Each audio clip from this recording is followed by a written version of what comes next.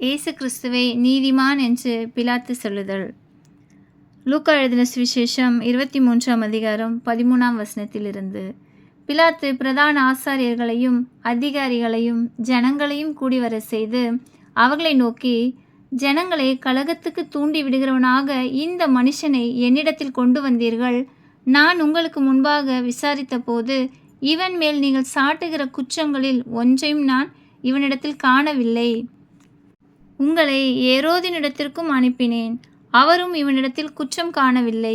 மரணத்துக்கு ஏதுவாக இவன் ஒன்றும் செய்யவில்லையே, ஆனபடியினால் இவனை தண்டித்து விடுதலையாக்குவேன் என்றான்.